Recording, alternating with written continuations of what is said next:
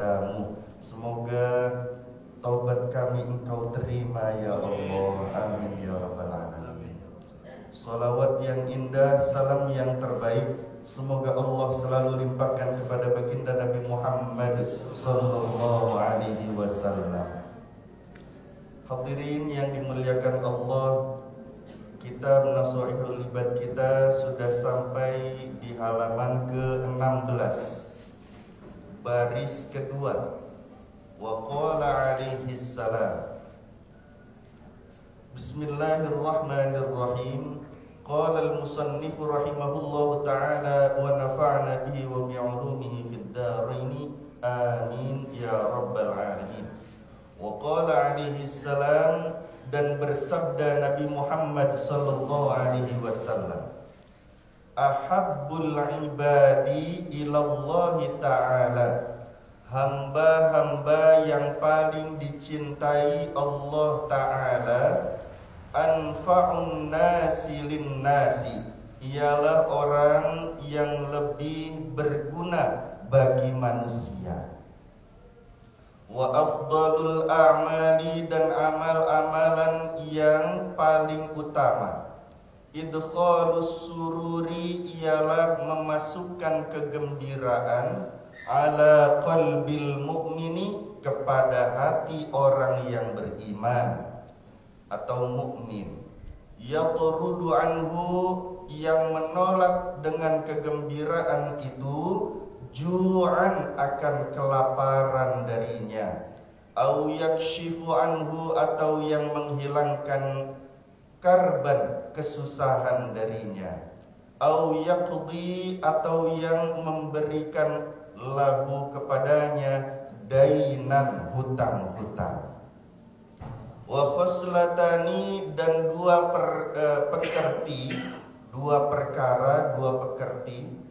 la syai'a, tiada suatu pun, akhbathu, yang lebih jijik, ai yakni artinya anjasu, dua hal yang lebih najis, minhuma, daripada keduanya. Asyirku billah, yang pertama syirik atau musyrik kepada Allah. Wadurru bil muslimin, dan yang kedua merugikan kepada kaum muslimin, fi abdanihim, pada jiwa raga mereka, au amwalihim, atau pada harta bendanya. Fa inna jami'a awamirillahi ta'ala tarji'u ila khoslatani, wallahu a'lam. Hadirin yang dimuliakan Allah, pada hadis ini baginda Nabi Muhammad sallallahu alaihi wasallam menyampaikan bahwa hamba yang paling dicintai Allah itu adalah yang paling bermanfaat kepada manusia. Kira-kira kalau kita telusuri, kita tafakuri, apa yang sudah bermanfaat buat orang selain diri kita, Pak? Oh, kita sudah menikah dan istri dinafkahi, manfaat enggak? Ya. Tapi tidak jadi manfaat kalau tidak karena Allah. Karena Imam Sirri As-Saqti rahmatullah alaih itu berkata, semua yang manfaat adalah semua yang dapat membawa seseorang mendekat kepada Allah. Semua yang disebut bermanfaat adalah semua yang menuju jalan kecintaan kepada Allah. Jadi ada manfaat-manfaat secara lahiriah, ada manfaat-manfaat secara batinnya. Nah, semua kegiatan yang bermanfaat dapat mendatangkan cintanya Allah. Ketika kita melakukan kemanfaatan-kemanfaatan tersebut, kalau diniatkan lillahi ta'ala.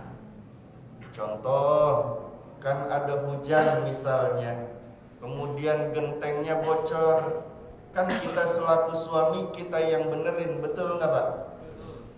lagi dipanggil sama istri, abi, labbaik. Kalau dipanggil tuh labbaik, ya talbiyah namanya. Mudah-mudahan dengan banyak bertalbiyah kita pergi haji umroh. Amin ya rabbal alamin. Dipanggil abi, labbaik umi. Kenapa? Itu bocor. Ya, tolong dibenerin. Hujannya sudah reda, kita naik tuh ke atas. Mau benerin genteng yang bocor. Tapi kalau kita naik ke atas membenarkan itu genteng sehingga tidak bocor lagi, itu tidak menggunakan niat lillahi ta'ala. Alhamdulillah, jazakumullah ahsanal jazak. Semoga rezekinya melimpah. Amin. Yang mengaminkan dapat yang lebih banyak. Itu harus begitu manusia tuh. Kita naik tangga ke atas, tapi nggak pakai bismillah, tapi nggak karena lillahi ta'ala niat hatinya, maka itu bukan disebut manfaat. Kenapa? Karena hanya sekedar kemanfaatan keduniaan saja, lahiriah saja, tapi tidak disebut manfaat secara batiniah. Kenapa? Amalnya terputus di hadapan Allah. Kullu amrin ribalin la yubda'u fihi bismillahirrahmanirrahim fahuwa aqta. Barang siapa yang melakukan amal-amal kebajikan, perbuatan-perbuatan apapun juga, dan itu termasuk baik, kalau tidak dimulai dengan bismillahirrahmanirrahim, maka terputus dari rahmat Allah. Kalau terputus dari rahmat Allah, ya kemanfaatannya hanya sekedar kemanfaatan duniawi, tapi apa yang dilakukannya tidak bermanfaat untuk akhiratnya. Paham sampai di sini? Insya Umi, ya bi labbaik, mau kopi dong. Padahal cuma buat kopi. Manfaat nggak? Manfaat. Karena ridallahu fi, ridonya suami kalau pada istri. Ridho Allah itu terletak pada ridho suami. Bu, kalau di dalam kitab Unqudul Jain itu dikatakan bahwa walaupun suami itu pulang dari tempat dia bekerja, kakinya kotor, wajah istrinya dijadikan keset, tuh nggak apa-apa. Saking banget harus taatnya sama suami. Sampai segitunya tuh. Tapi hati-hati, di kitab itu juga dikatakan ma akraman nisa illal karim wa ma ahanahunna illal la'im. Seorang suami dikatakan mulia, bisa mendapatkan derajat mulia di sisi Allah kalau memuliakan istrinya.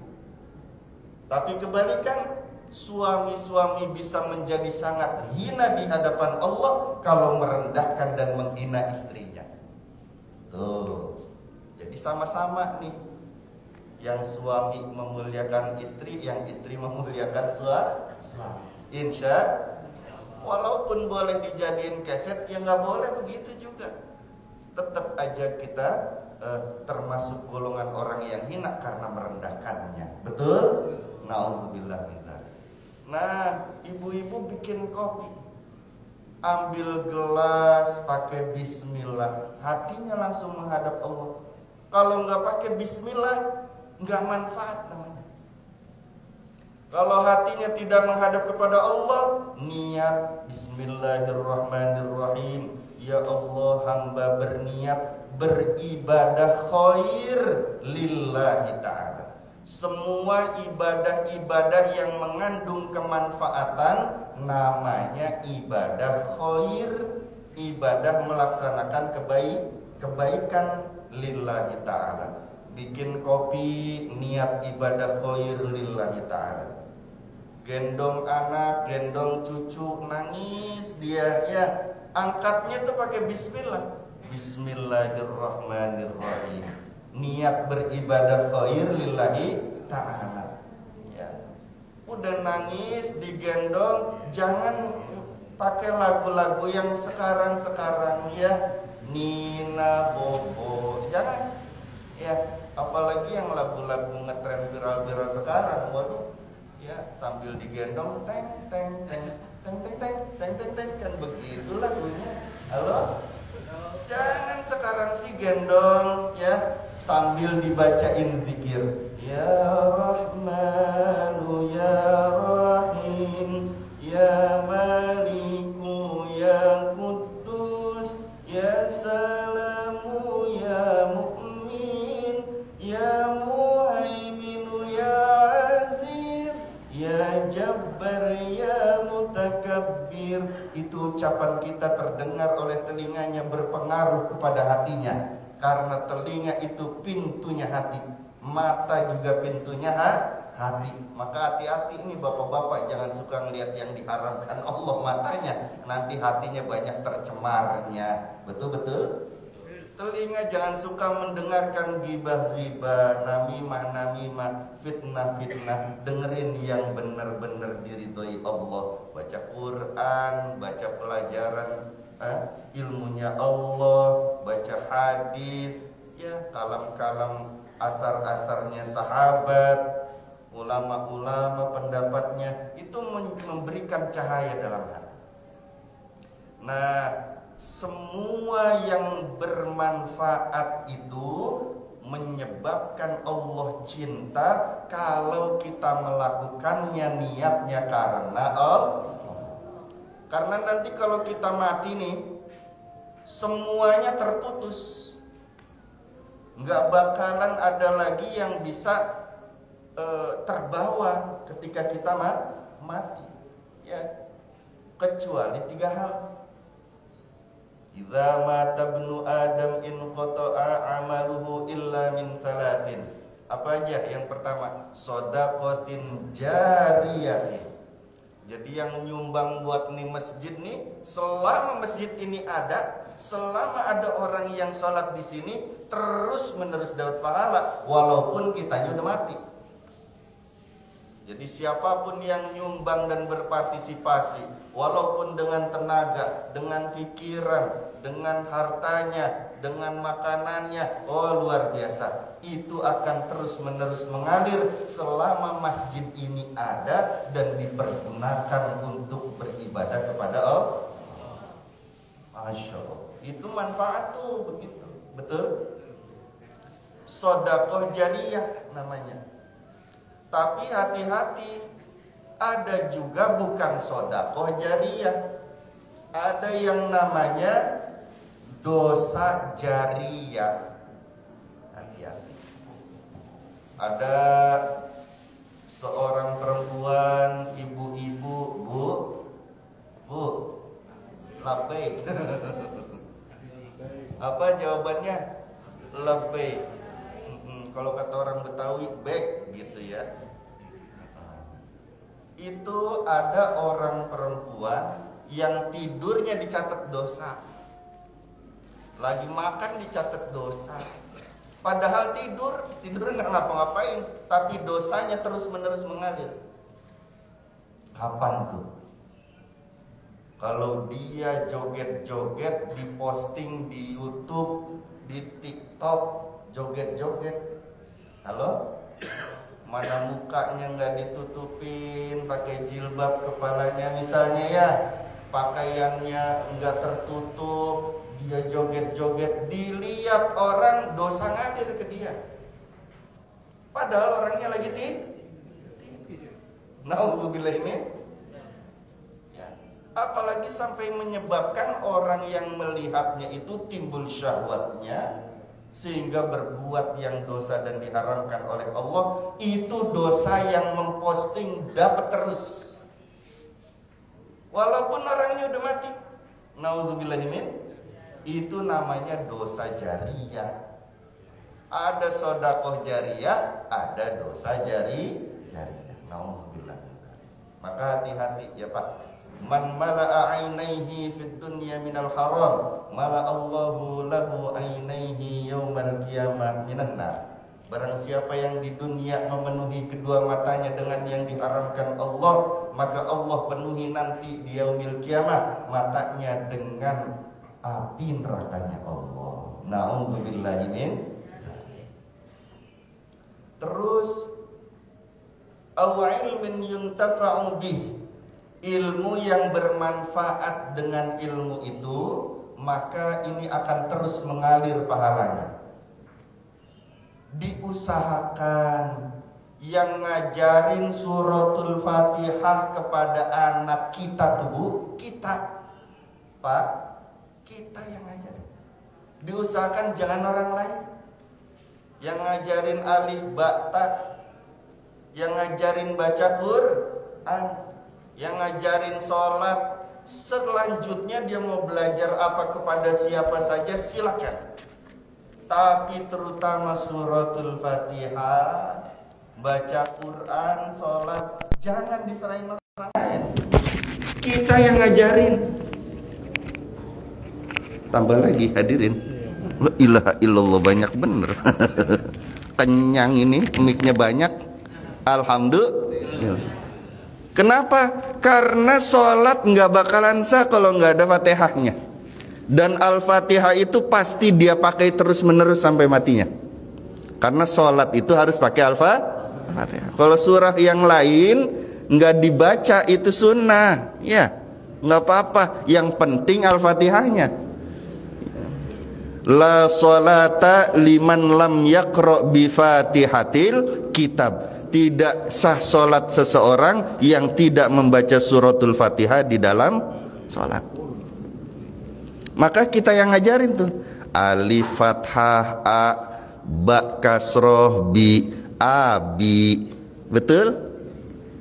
Alif domah u, mim kasroh mi, umi, ya, betul?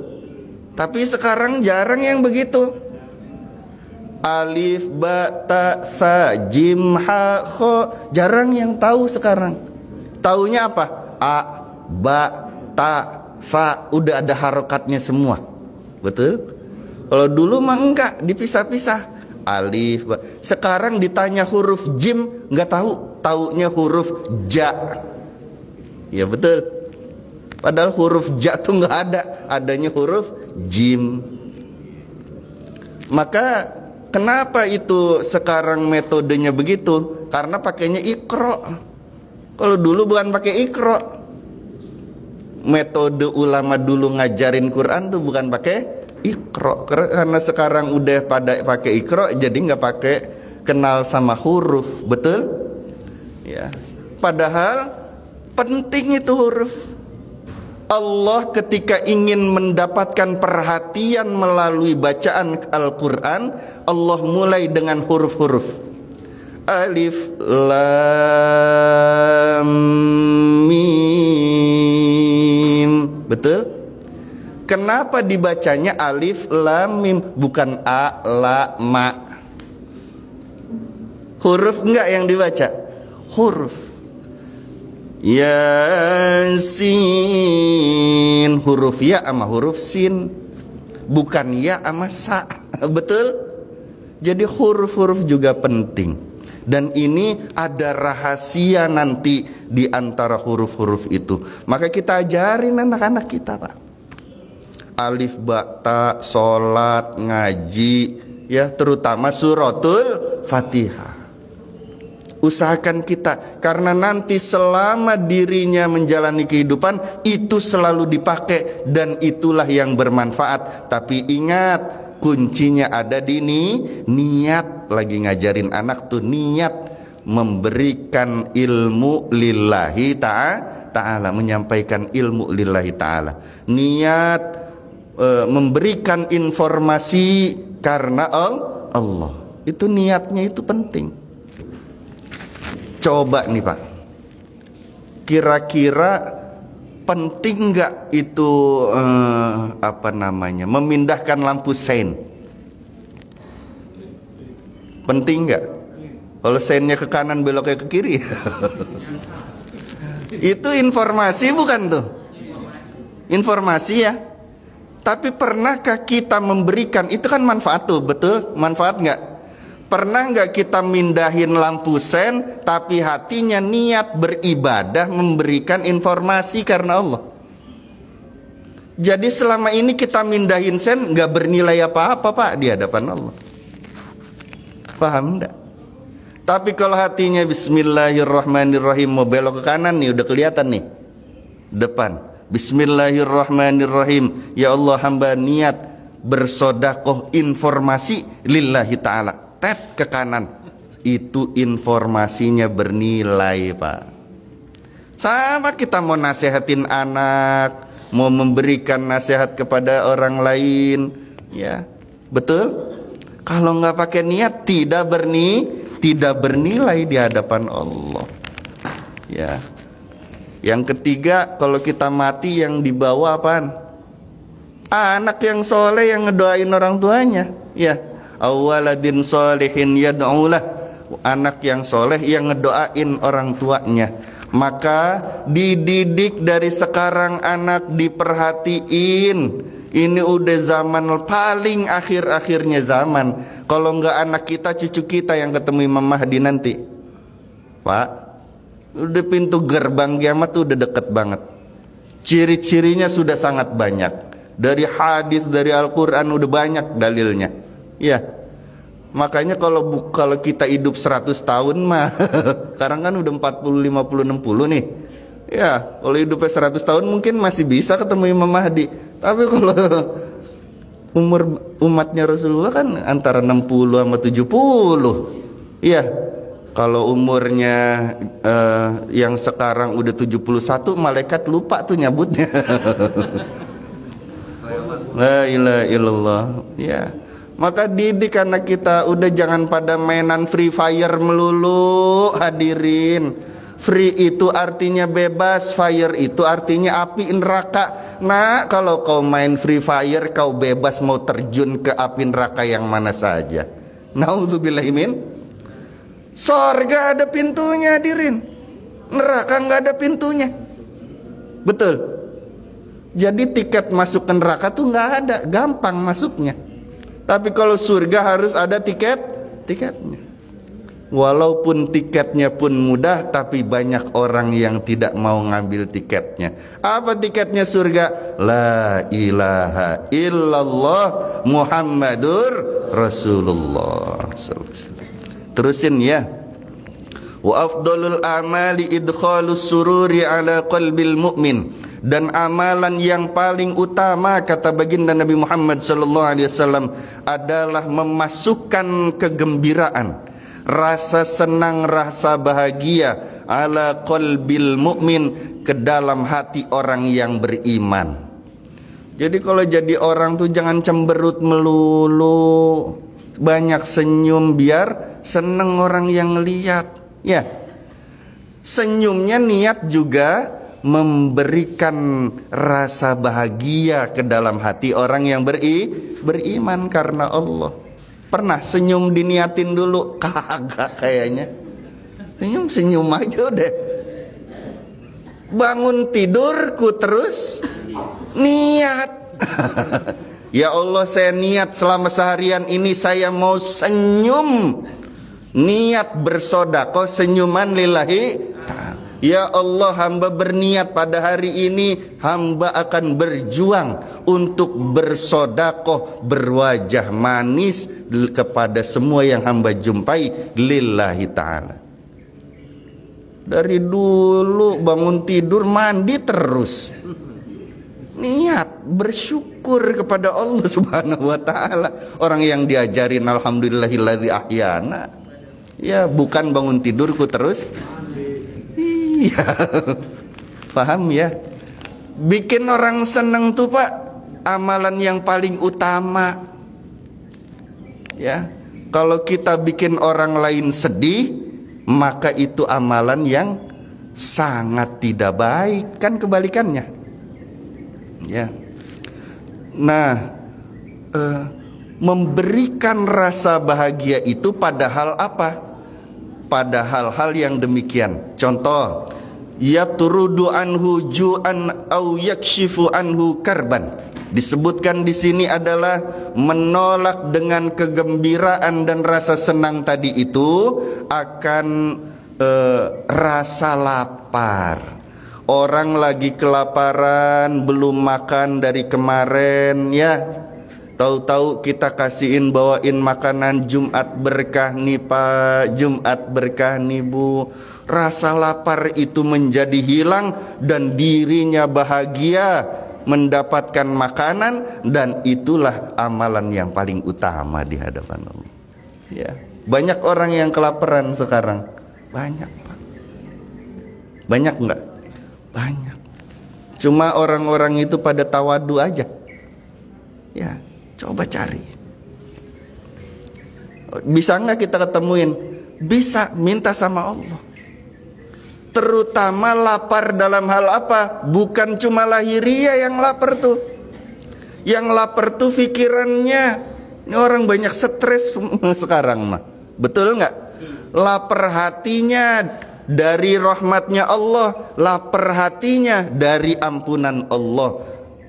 Itu orang tuh fakir bukan cuma nggak punya harta, miskin tuh bukan cuma nggak punya harta, tapi ada yang jauh lebih berbahaya. Fakir ilmu, fakir perasaan, miskin kasih sayang Allah, fakir kedekatan dengan Allah. Hayya 'alas shalah, enggak salat. Ya, as-salatu khairum minan naum, tesolat tenaon-naon. Kan dia jawabnya begitu. Fakir rahmat Allah, fakir hidayah Allah. Ini harus diperhatikan. Ya.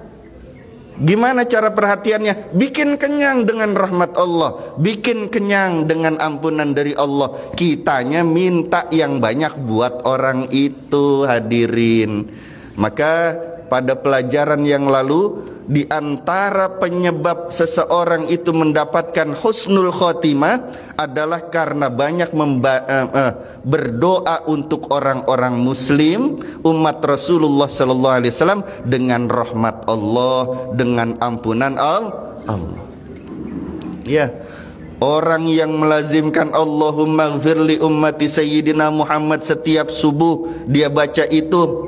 Walaupun cuma sekali, tapi terus tiap hari dia baca habis sholat subuh. Allahumma ighfirli ummati sayyidina Muhammad. Ya Allah, ampuni umatnya sayyidina Muhammad. Dia lakukan terus menerus tiap hari.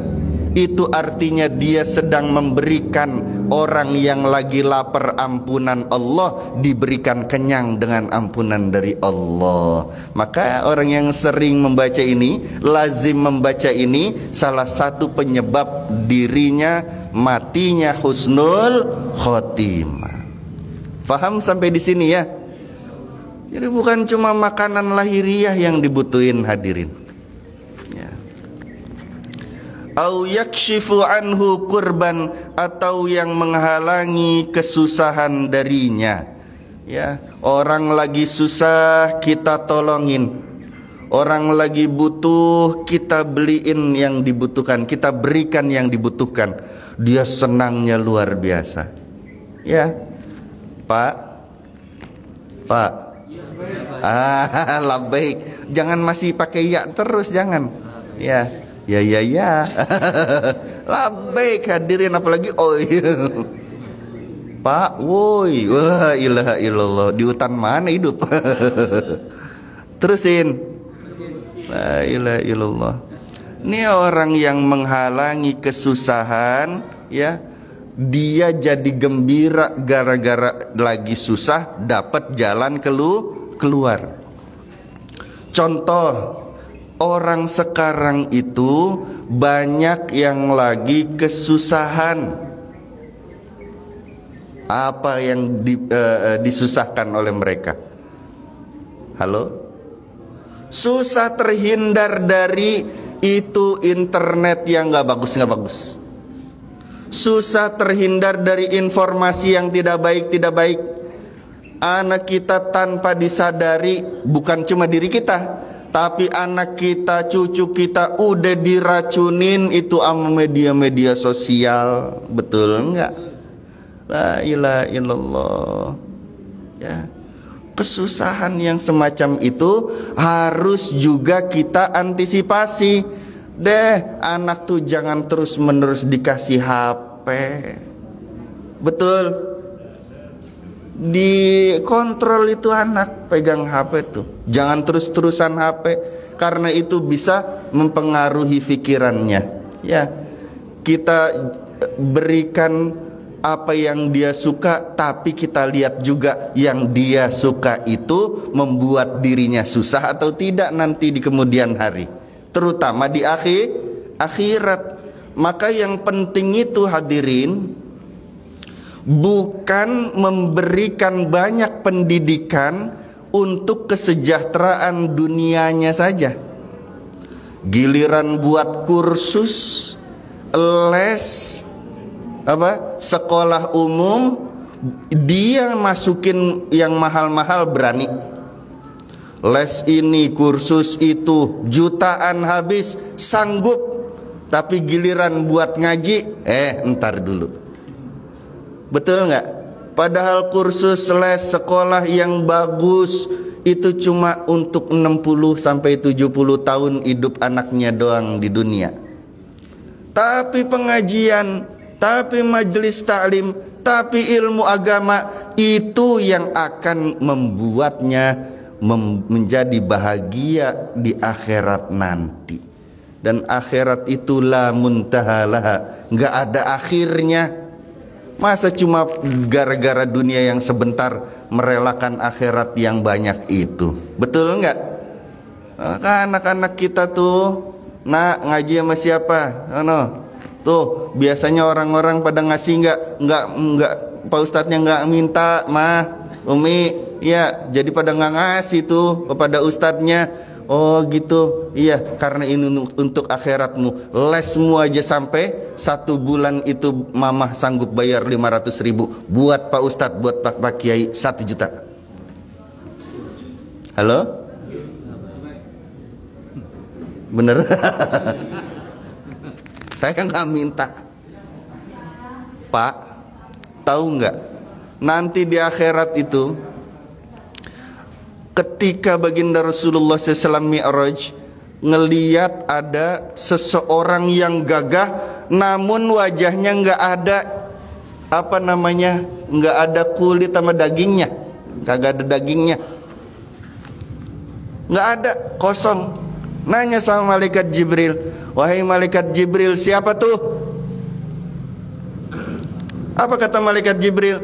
Ya Rasulullah, itu adalah ulamanya umatmu, Pak Ustadz, Pak Kiai, yang sering minta-minta, sering bikin proposal.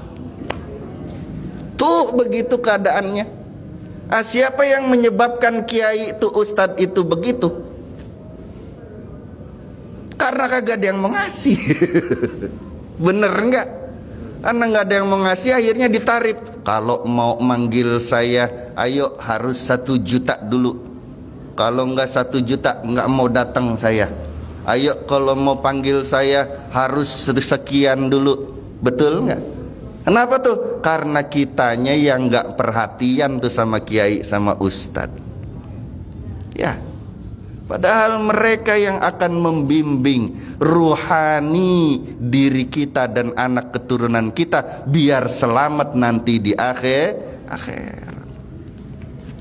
Tapi hati-hati nih ulama, kiai, Pak Ustadz. Saya sering dibenci sama Pak Ustadz tuh gara-gara nyampein ini nih.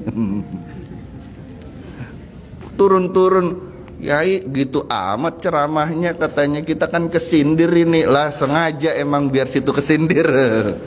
Nih dengerin, yang jadi kiai, yang jadi Pak Ustadz, jangan menjual agama dengan harga yang murah, yaitu cuma harta dunia yang sedikit. Ya, kalau dipanggil dapat amplopnya kecil, besok nggak mau datang lagi.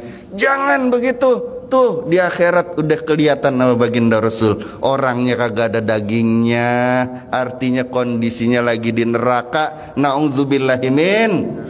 Wala tashtaru bi ayati tsamanan qalila.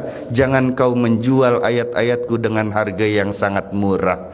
Ngejual dunia cuma pengen ngejual agama cuma pengen dapat kehidupan dunia. Nauzubillahi min. Apalagi pakai ditarif-tarif. Paling duluan ulama yang kayak begitu masuk nerakanya. Nauzubillah min dzalik. Benar hadisnya ada. Ya.